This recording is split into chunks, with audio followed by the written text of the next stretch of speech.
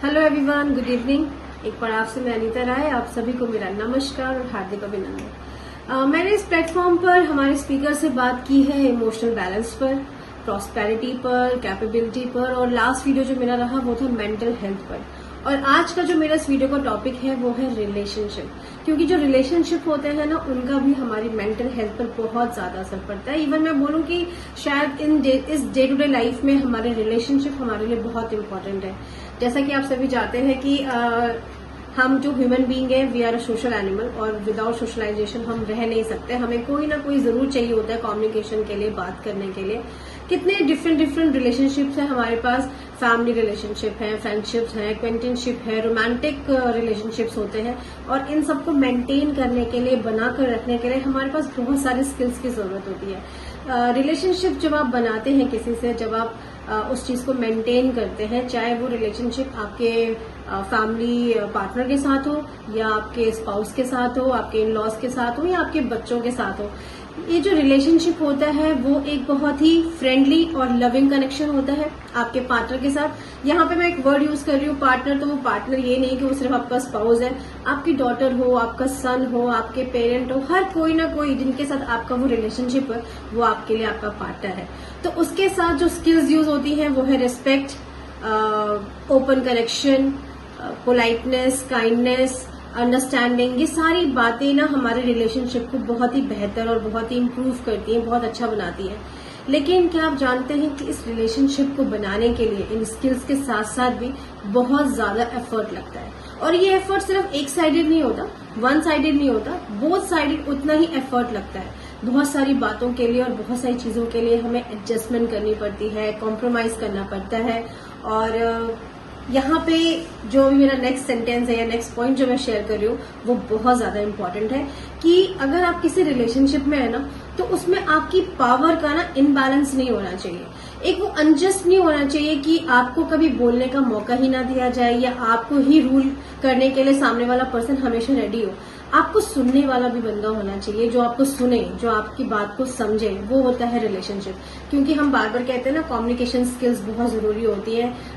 हम हमेशा सिर्फ कहना चाहते हैं लेकिन हम सुनना नहीं चाहते। तो ये कम्युनिकेशन की जो स्किल्स हैं, लिसनिंग और स्पीकिंग, ये दोनों ही एक दूसरे के ना पैरेलल चलती हैं। तो इतना पैरेलल में आपको चलाना बहुत जरूरी होता है रिलेशनशिप के लिए। हमारे रिलेशनशिप में ना हमारी जो इंडिपेंडेंस होती है हमें उसका बहुत ज्यादा ध्यान रखना पड़ता है। जो पार्टनर है उसकी बात भी, उसके डिसीजंस भी, वो क्या कहना चाहता है, उसका क्या पॉइंट ऑफ व्यू है, वो उतना ही मैटर करता है जितना मेरा या जितना आपका करता है। तो एक दूसरे के साथ इंडिपेंडेंसी होनी चाहिए। और नेक्स्ट मेरा पॉइंट है कि जब भी आप बात करें तो कोशिश करें कि ओपन कम्युनिकेशन होना चाहिए। ऐसा डर डर के बात करना, ये रिलेशनशिप के रूल्स नहीं होते। आपको पता है कि डिसरिस्पेक्ट क्या होती है? हम बात करते हैं सिर्फ रिस्पेक्ट की। डिसरिस्पेक्ट किसी भी रिलेशनशिप में ना तब आता है जब हमें ये सोचना पड़ता है कि मैं इस बात का जवाब दूं या नहीं दूं। जब हम अंदर ही अंदर ये सोचते हैं कि क्या मुझे इस बात का ये आंसर देना चाहिए, क्या मुझे यहाँ बोलना चाहिए या नहीं बोलना चाहिए।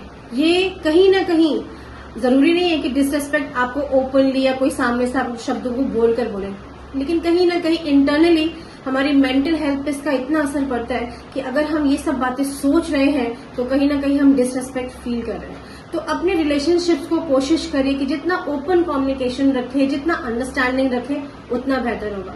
कभी आपने सोचा है कि हमारे किसी भी रिलेशनशिप की गोल्स क्या होते हैं? कभी आपने सोचा है कि जब एक बच्चे से ही अगर आप प्यार से बात ना करें, उसके साथ हंसकर बात ना करें, तो शायद वो आपको हेलो बोलने भी नहीं आएगा, शायद वो आपसे बात नहीं करेगा या आपको देख के मुस्कुराएगा भी नहीं। तो जब एक बच्चा, उस रिलेशनशिप के लिए हम एक वर्ड यूज करते हैं रैपो बिल्डिंग। तो वो रैपो बिल्डिंग करने के लिए हमें बहुत टाइम लग जाता है एक बच्चे से ही। तो सोचिए, जो एक हम ह्यूमन बीइंग है, हमारे इतने सारे मिक्स्ड थॉट्स हैं। आज हम अच्छे मूड में हैं तो अच्छे से बात करते हैं, अगर हमारा मूड ठीक नहीं है तो हम अच्छे से बात नहीं करते।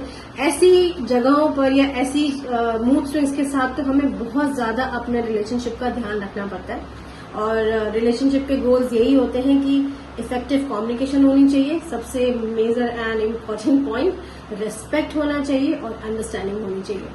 और क्यों मैं ये शेयर कर रही हूँ, क्योंकि मैं बार बार देख रही हूँ कि ऐसे बहुत सारे रिलेशनशिप हैं जिनका हमारी मेंटल हेल्थ पे असर पड़ता है। और इन रिलेशनशिप को, चाहे वो कोई भी हो, मैं बार बार आपसे बोल रही हूँ, आपके बच्चों के साथ हो, आपके पेरेंट्स के साथ हो, आपके इन लॉज के साथ हो, 3 चीजें बहुत इंपॉर्टेंट है। Number 1, respect and understanding. जितना ही आप अपने रिलेशनशिप में अपने पार्टनर को रिस्पेक्ट देंगे, अंडरस्टैंडिंग देंगे, उतना ही आपका रिलेशनशिप इंप्रूव होगा, उतना ही हैप्पीनेस रहेगी उस रिलेशनशिप में। नंबर 2, एडजस्टमेंट और कॉम्प्रोमाइज। हम सभी को कुछ ना कुछ एडजस्टमेंट करनी पड़ती है, कभी थोड़ा सा सुनना पड़ता है, कभी थोड़ा सा बोलना भी पड़ता है। आज के इस मॉडर्न सिटी में हम कहते हैं कि यार हर एक रिलेशनशिप में ना गिव एंड टेक चलता है। आई थिंक चलता भी होगा समवेयर, बट जो ट्रू रिलेशनशिप होता है ना, उसमें थोड़ा सा एडजस्टमेंट, थोड़ा सा कॉम्प्रोमाइज बहुत जरूरी है। और मुझे लगता है कि किसी भी रिलेशनशिप को बेहतर बनाने के लिए थोड़ी सी एडजस्टमेंट तो हम कर ही सकते हैं। और थर्ड और बहुत इम्पोर्टेंट पॉइंट है स्पेस। हर एक रिलेशनशिप में स्पेस जरूर होना चाहिए।